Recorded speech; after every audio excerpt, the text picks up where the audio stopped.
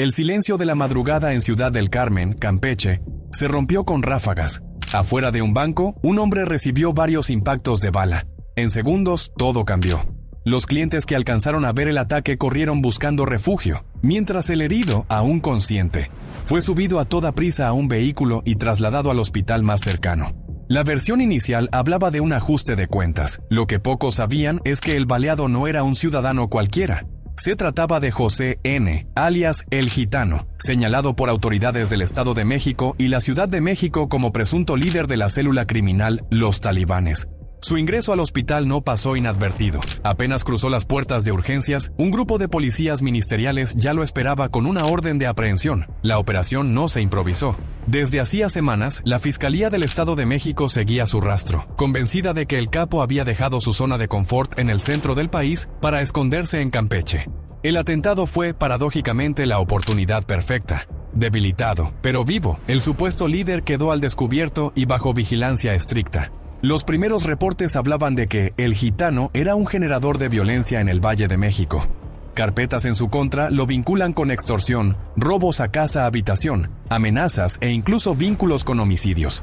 La prensa local lo describió como alguien de bajo perfil en Carmen. Evitaba espectáculos públicos, se movía con discreción y prefería la rutina de los comercios en la periferia. Pero esa discreción se vino abajo con los balazos del 20 de septiembre.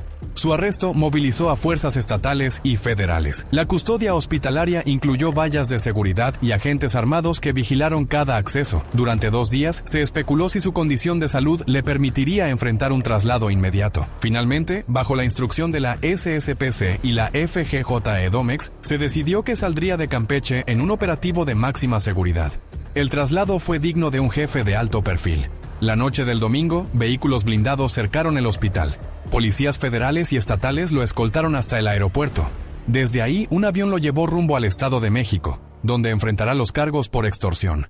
La prensa que logró captar imágenes habló de un despliegue militarizado. Uniformados con armas largas, calles cerradas y filtros en cada esquina. Incluso se reportaron momentos de tensión en la terminal aérea, cuando los escoltas reforzaron el cerco ante rumores de un intento de rescate. En Edomex lo esperaban autoridades judiciales. La orden de aprehensión no dejaba espacio a dudas. Debía rendir cuentas por su papel como líder de un grupo delictivo con operaciones en el centro del país. Los fiscales lo vinculan a Los Talibanes, una célula dedicada al cobro de piso y a delitos de alto impacto que mantenía bajo presión a comerciantes, transportistas y empresarios en municipios clave. La historia de El Gitano saltó de Campeche al foco nacional en cuestión de horas. En redes sociales circularon las imágenes del traslado, un convoy de patrullas, sirenas encendidas, agentes encapuchados, todos siguiendo a un hombre esposado que apenas unos días antes había intentado pasar inadvertido en el sur. Las preguntas no tardaron en surgir. ¿Qué hacía un presunto líder criminal del Valle de México escondido en Carmen? ¿Quién ordenó el ataque armado que lo dejó malherido? ¿Y por qué fue trasladado de inmediato al Edomex en lugar de enfrentar un proceso en Campeche? Las respuestas comenzaron a armarse con piezas de distintas fiscalías, pero una verdad quedó clara desde el primer momento. La caída de El Gitano es un golpe quirúrgico a una red de extorsión que se expandía del centro al sur del país. Y aunque el operativo cerró con éxito, la historia apenas comienza. Porque detener a un líder es solo la mitad de la batalla. Lo que sigue puede ser igual o más peligroso. Reacomodos violentos en el Estado de México, nuevos cobradores disputando el terreno y un proceso judicial que pondrá a prueba si la captura es realmente el fin de una red o apenas un capítulo más en la larga guerra contra la extorsión. Porque ahora que El Gitano está en suelo mexiquense, la atención se centra en su identidad, sus redes y los verdaderos alcances de los talibanes. En los expedientes judiciales aparece como José Ávila, pero en las calles su nombre corría con otro peso: El Gitano. No era un apodo cualquiera, era la marca de un operador que durante años se movió en la zona conurbada del Estado de México y la Ciudad de México, bajo la sombra de un grupo delictivo conocido como Los Talibanes. Según la Fiscalía mexiquense, El Gitano no era un pistolero más, sino un jefe de estructura. Organizaba cobros de piso, dirigía a operadores dedicados al robo a casa-habitación y mantenía contacto con quienes ofrecían protección a cambio de cuotas. Su historial incluye carpetas por extorsión agravada, amenazas, robo y asociación delictuosa, delitos que lo convirtieron en un objetivo prioritario. El apodo de los talibanes puede sonar confuso. No tiene relación con la facción histórica de Zetas en el noreste, sino que en el Valle de México fue adoptado por una célula de extorsionadores que se identificaban bajo ese nombre para sembrar miedo. El sello era el mismo: intimidación, violencia, cobros puntuales y una red que no operaba al azar, sino con listas y cuotas fijas. Lo que más llamó la atención a las autoridades es que el gitano se había convertido en el punto de enlace. Un líder que movía dinero y órdenes desde Edomex, pero que supo buscar refugio en Campeche cuando la presión judicial se hizo insostenible. Su traslado a esa plaza no era turístico, sino estratégico. Un lugar donde pocos lo conocían y donde esperaba pasar desapercibido hasta que las aguas se calmaran. Pero esa estrategia falló. Los mismos informes que lo ubicaban como generador de violencia en el centro del país lo convirtieron en un objetivo nacional. Y con el atentado en Carmen, la suerte se quebró. El capo invisible quedó expuesto. Ciudad del Carmen, Campeche, no aparecía en el radar del crimen organizado de alto perfil. Con fama de ciudad petrolera y turística, parecía un sitio improbable para que un líder buscado en Edomex buscara cobijo. Pero ahí fue donde el gitano encontró refugio. Se instaló en la isla como un hombre más, sin excentricidades, con rutinas discretas y con el hospital de la ciudad como punto de seguridad ante cualquier eventualidad. Su apuesta era clara: esconderse en una plaza donde nadie relacionara su nombre con expedientes judiciales. Le funcionó por un tiempo. La mayoría de los vecinos lo conocía apenas de vista, como un hombre que entraba y salía de negocios locales. Pero ese bajo perfil se vino abajo el 20 de septiembre, cuando recibió balazos afuera de un banco.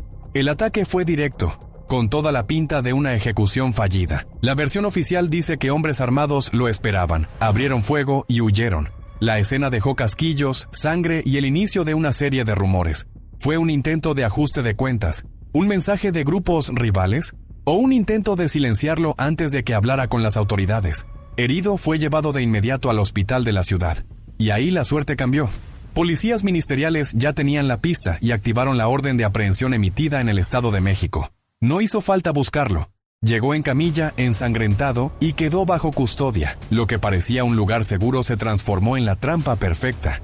Los días siguientes, Carmen se convirtió en escenario de tensión. Afuera del hospital se instalaron vallas, agentes con armas largas y filtros para controlar accesos. Los medios locales hablaban de un cerco pocas veces visto en Campeche. Dentro, médicos lo estabilizaban mientras la policía esperaba la orden para sacarlo rumbo al Edomex. Así terminó el refugio. La ciudad costera que eligió para desaparecer terminó siendo el sitio donde su nombre saltó a la escena nacional. De pronto, Carmen ya no era conocida por el petróleo ni por el turismo, sino por ser el lugar donde cayó un presunto jefe criminal del centro del país. Cuando los titulares hablan de los talibanes, muchos piensan en la vieja escisión de los Zetas en el noreste. Pero en el Estado de México y la capital, el nombre tiene otra connotación: una célula local de extorsionadores y ladrones organizados, señalada por su brutalidad contra comerciantes y por haber creado una red que controlaba desde mercados hasta giros completos. Ahí, según las carpetas judiciales, el gitano jugaba como líder operativo. Su marca era el miedo. No se trataba de improvisar, sino de un sistema que replicaba el modelo del cobro de piso. Visitas personales, amenazas veladas y, si alguien no pagaba, consecuencias inmediatas. El apodo de los talibanes servía como etiqueta de terror. Para muchos locatarios en Edomex, escuchar ese nombre era suficiente para ceder. Pero lo más inquietante es que esta no era la primera vez que el gitano caía en manos de las autoridades. Ya en ocasiones anteriores había sido detenido por distintos delitos: extorsión, amenazas, incluso vínculos con robo a casa-habitación. Sin embargo, como ocurre en tantos casos, logró regresar a las calles. Entre vacíos legales, procesos lentos y un sistema que rara vez ata todos los cabos, sus detenciones anteriores terminaron en nada. Esa reincidencia es la que hoy genera escepticismo. Para comerciantes y vecinos, la noticia de su captura no es nueva. La diferencia está en que esta vez no fue arrestado en un cateo rutinario, sino tras un atentado y con una orden firme de la Fiscalía mexiquense. Por eso su traslado inmediato al Edomex fue interpretado como un intento de cortar cualquier resquicio que le permitiera salir.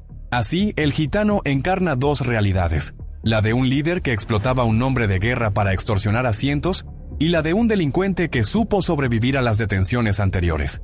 Esta combinación explica por qué su captura en Campeche y su envío al centro del país generaron tanta expectativa. La escena ya está puesta. José Ávila, alias El Gitano, custodiado por elementos federales, escoltado en convoy y entregado a la Fiscalía General de Justicia del Estado de México.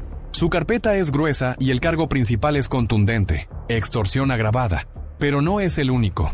En paralelo se le atribuyen amenazas, robos violentos, vínculos con homicidios y asociación delictuosa, delitos que, de confirmarse, lo ubican como un generador de violencia en más de un municipio.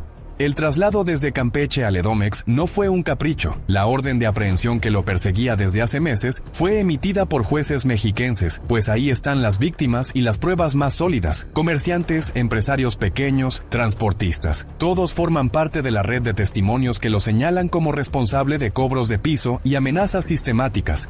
La expectativa es clara. Su audiencia de vinculación a proceso será el primer filtro. Ahí, fiscales tendrán que exhibir pruebas de peso: videos, llamadas, testimonios y vínculos financieros. En casos anteriores, como ya vimos, los procesos contra él se diluían por errores de integración o por falta de pruebas directas. Esta vez, las autoridades han insistido en que hay evidencia más sólida, incluso derivada de cateos y operativos recientes en Edomex y CDMX. Pero no es solo un expediente criminal. La captura de El Gitano se enmarca en la Estrategia Nacional contra la Extorsión, presentada como prioridad por el gobierno federal. Cada paso del proceso será observado como un ejemplo. Si se logra encarcelarlo de manera definitiva, el Estado mostrará músculo. Si fracasa, será una muestra más de que detener a capos sin desmantelar sus redes judicialmente es poco más que un espectáculo.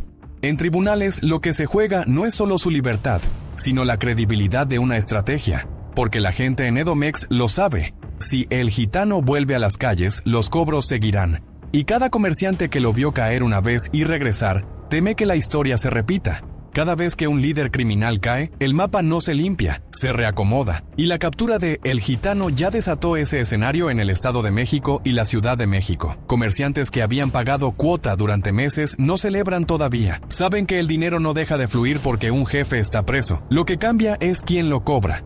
El riesgo inmediato es el relevo de cobradores. Otros operadores de los talibanes podrían disputarse el mando en las zonas donde El Gitano tenía control. Cuando eso ocurre, la violencia aumenta. Incendios de negocios como castigo ejemplar, levantones de quienes se atrasan en los pagos y un clima de terror que se intensifica en lo que se define un nuevo mando.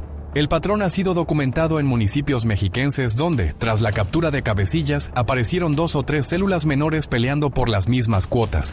La segunda amenaza es la reacción de grupos rivales. La caída de un líder abre grietas que otras organizaciones intentan aprovechar. En Edomex y CDMX operan también células ligadas al cártel de Tláhuac y al cártel Jalisco Nueva Generación, que han buscado expandirse en el narcomenudeo y en las extorsiones de corredores estratégicos. La ausencia de El Gitano puede ser vista como invitación a ocupar espacios. No es un escenario nuevo. En casos anteriores, como las capturas de El Chucky o El Irving, el efecto inmediato fue un aumento de la violencia. Más cateos, más denuncias, pero también más miedo en la calle. Y esa es la paradoja. Un golpe al crimen que en el corto plazo enciende todavía más el tablero. Hoy la atención está en mercados, tianguis y corredores de transporte en Edomex. Si los cobros bajan, la detención habrá tenido un efecto tangible. Si aumentan o se duplican, entonces se confirmará lo que muchos temen: que capturar a un líder es apenas mover la silla de mando, no romper el negocio. La caída de El Gitano genera un efecto inmediato. Las autoridades lo muestran como un triunfo estratégico, pero en el fondo la batalla real está en otro terreno: el dinero. Porque detener al líder es apenas cortar la cabeza visible. Si la red de cuentas, propiedades y cobradores sigue intacta, la maquinaria criminal se reacomodará en días. Comerciantes y empresarios lo saben. Lo que importa no es la foto del capo esposado, sino si dejan de llegar los mensajes intimidatorios cada lunes. Aquí entra la narrativa política. El traslado desde Campeche al Edomex no fue solo por jurisdicción, fue también un mensaje de coordinación entre gobiernos estatales y la Federación. Omar García Harfuch y la SSPC presumieron que la captura es parte de la Estrategia Nacional contra la Extorsión, el plan que busca recuperar espacios dominados por la delincuencia. El gobierno necesitaba una victoria visible, y la encontró en un capo trasladado con sirenas y convoyes blindados. La pregunta, sin embargo, permanece abierta. ¿Este golpe se traducirá en menos extorsiones, en comerciantes respirando aliviados, o en otro expediente que engrosa las estadísticas sin cambiar la realidad? La historia de El Gitano, detenido antes y luego en libertad, pone a prueba la credibilidad del sistema de justicia. Lo cierto es que cada operativo exitoso se mide no solo por quién cae, sino por lo que cambia después en la calle. Y esa respuesta aún no está clara. ¿La captura de El Gitano será recordada como el inicio del fin de su red o como otro capítulo donde el dinero y la política pesan más que la justicia?